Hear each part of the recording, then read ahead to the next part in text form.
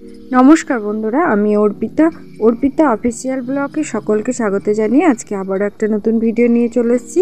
আজকে তোমাদের সাথে আমি পালং শাকের রেসিপিটা শেয়ার করব।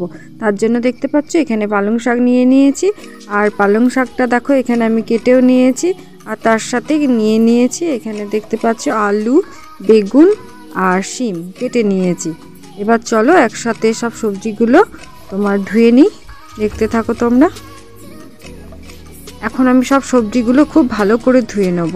আর বন্ধুরা, তোমাদের সকলকে বলছি কেউ কিন্তু স্কিপ করে ভিডিও দেখবে না, পুরো ভিডিওটাই ওয়াচ করবে, আর ভালো লাগলে অবশ্যই একটা লাইক, কমেন্ট আর শেয়ার করে দেবে।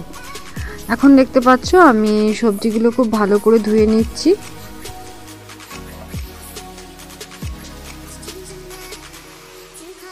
এখন দেখতে পাচ্ছ আমার সব সবজিগুলো ধোয়া কমপ্লিট।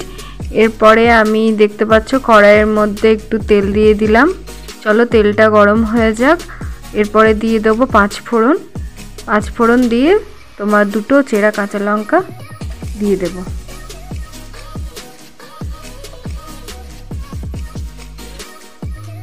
এবার তোমার যে সবজিগুলো দেখলে এখানে কেটে ধুয়ে রেখেছি ওগুলো তোমার একে একে সব দিয়ে দেবো, দিয়ে ভেজে নেব।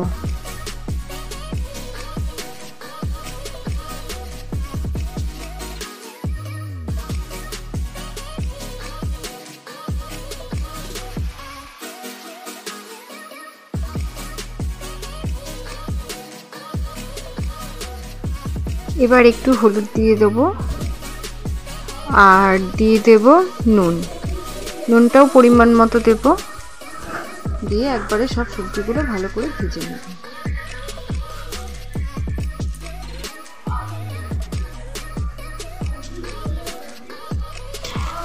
এখন দেখতে পাচ্ছ আমি পালং শাকটা এর মধ্যে দিয়ে দিলাম, সবজির মধ্যে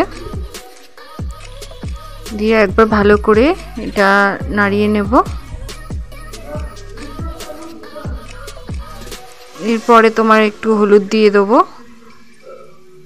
যেহেতু সবজি ভাজার সময় হলুদ দিয়েছি এখানে পরিমাণ মতো হলুদটা দিতে হবে। এরপরে নুনও দিয়ে দেবো, নুনও আগে দেওয়া হয়েছে ওই জন্য এখন বেশি নুন দেবো না, অল্প নুন দেবো। এরপরে আমি বেগুনগুলো দিয়ে দেবো, দিয়ে আর একবার সব কিছু দিয়ে ভেজে নেব। আর এখন দেখতে পাচ্ছ আগে থেকে ভেজে রাখা বড়িগুলোও দিয়ে দিলাম। চলো সব সবজিগুলো এখন ভালো করে একবার ভেজে নিই।